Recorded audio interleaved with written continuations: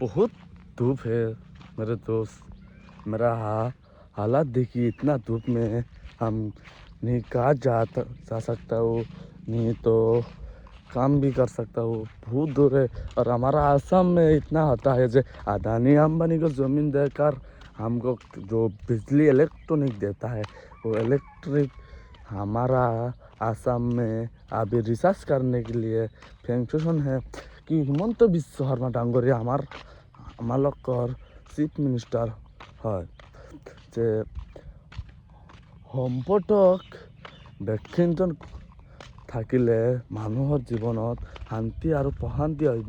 আজি দেখো উজনি অসমত বন বান্ধা হৈ ডুবি মৰি আছে আৰু আমালোকে হিমন্ত বিশ্ব শৰ্মা ভোট দি কিনে আমালোকে মুখ্যমন্ত্ৰী বনাইছোঁ যে আমালোকে আজি তাক ইম্পৰ্টেশ্যন কৰিবলৈ এটাও জেগা খোজা নাই।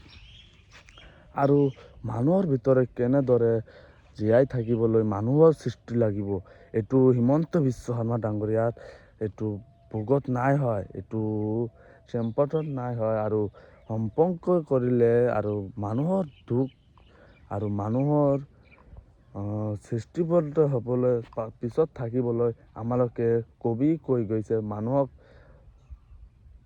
মানুহক ভালদৰে চেনেহ কৰক, ডাঙৰ মানুহক সন্মান কৰক। এইটো কিয় আমালোকে পৰা হয়? আৰু হিমন্ত বিশ্ব শৰ্মা ডাঙৰীয়া আপোনাক কৈ আছোঁ যে আপুনি অসমৰ মুখ্যমন্ত্ৰী নহয়, আপুনি এটা হয় চিজ মানুহ হয়। আপুনি কৰিবলৈ পাৰিলে আৰু আপুনি এটা খানা দে, কোনোবাই দিছে নেকি যে পেলনৰ পৰা যে মানুহ বানপানীত মৰি যায় আছে, মানুহত খাবৰ নাই পাই আছে, এইবিলাকক পেলনৰ ওপৰৰ পৰা খাবাৰটো পেলাই দেয়, পানীত পেলাই দেয়। এই খাবাৰটো তুলি খানি দেখে এই খাবাৰটো বেয়া হৈ গৈছে, এই খাব না মানুহে জীয়াই থাকিব? এইটো কওক আপুনি। আপোনালোকে চাইছে মানুহে মৰি যায়, আমালোকে মানুহে মৰিলে ভাল হ'ব, কিন্তু তেনেহ'লে আপুনি মাৰিবলৈ ইচ্ছা কৰি আছে, আপুনি মাৰিবলৈ সম্পোষণ কৰি আছে হিমন্ত বিশ্ব শৰ্মা ডাঙৰীয়া।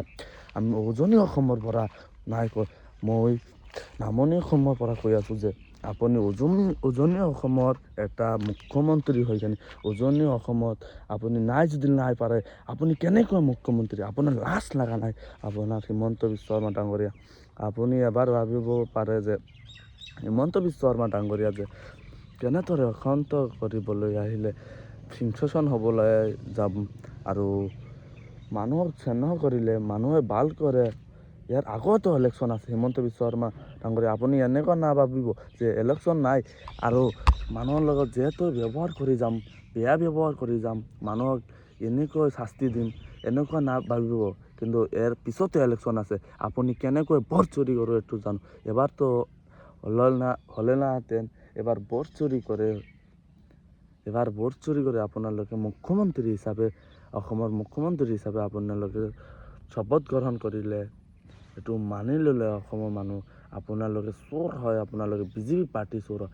মই যদি এবাৰ আন্দোলনৰ নাম যা হিমন্ত বিশ্ব শৰ্মা ডাঙৰীয়া যেনেকৈ ভাৰতৰ শিক্ষামন্ত্ৰী ৰিজাইন কৰিলে পাব্লিকে, এনেকুৱা আপোনাক ৰিজাইন কৰি দি মই শান্তি পাম। আপুনি যদি কয় যে এইবিলাক কৰিবলৈ একো নাই, মই দি আছোঁ, মানুহৰ পিছত আছোঁ, মানুহৰ লগত আছোঁ, মানুহে যে কম্পেশ্যন কৰিলে মানুহে আহিব। মই এনেকুৱা মিডিয়া নহয় যে আপুনি ঘোষ দি খানি আমাক কৰিব, আপুনি এণ্টাৰটেইন কৰিলে আমাক কৰিব।